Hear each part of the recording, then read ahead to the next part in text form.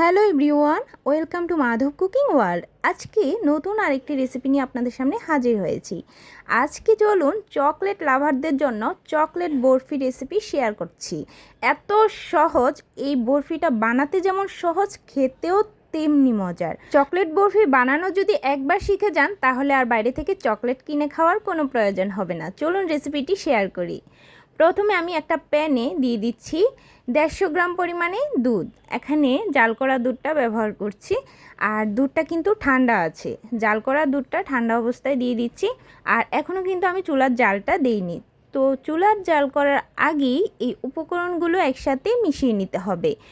আবারও আমি এখানে 150 গ্রাম পরিমাণে গুঁড়া দুধ দিয়ে দিলাম, আর এখানে দিয়ে দিলাম 4 চামচ কোকো পাউডার, সামান্য একটু লবণ দিয়ে দিচ্ছি, আর দিয়ে দিচ্ছি চিনিটা আপনাদের টেস্ট অনুযায়ী আপনারা বাড়িয়ে কমিয়ে দিতে পারবেন। এখানে আমি 5 টেবিল চামচ চিনি দিয়েছি।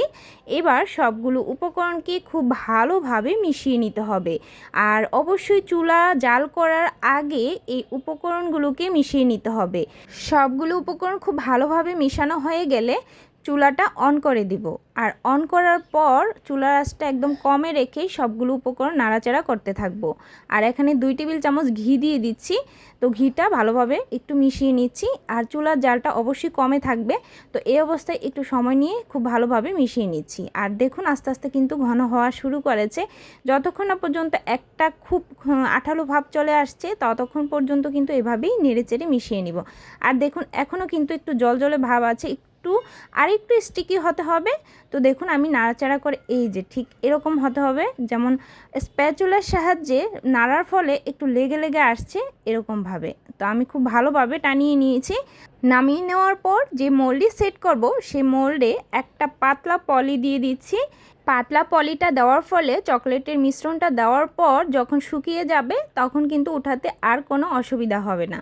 তো আমি যেহেতু বরফির আকারে চকলেটের মিশ্রণটা কেটে নিব, তাই অবশ্যই এই বরফির জন্য যে শেপ আমরা তৈরি করব সেইভাবেই কিন্তু মিশ্রণটাকে সেট করে নিতে হবে।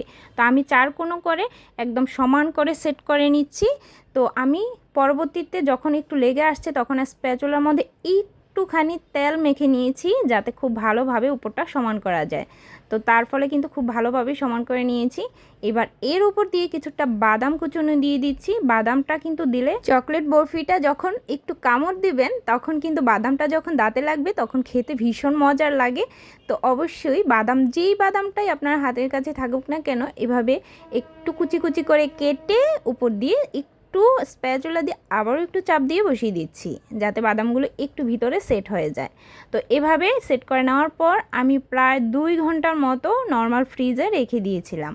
তো নর্মাল ফ্রিজ থেকে 2 ঘন্টা পর বের করে নিয়েছি, এতে করে আরও বেশি সেট হয়ে গেছে। এবার আমি বরফির আকারে সবগুলো কেটে নিচ্ছি। 100% এই বরফিটা যে কেউ পছন্দ করবে। অবশ্যই ট্রাই করবেন বাসায়। আজকের মতো এই পর্যন্তই, টাটা।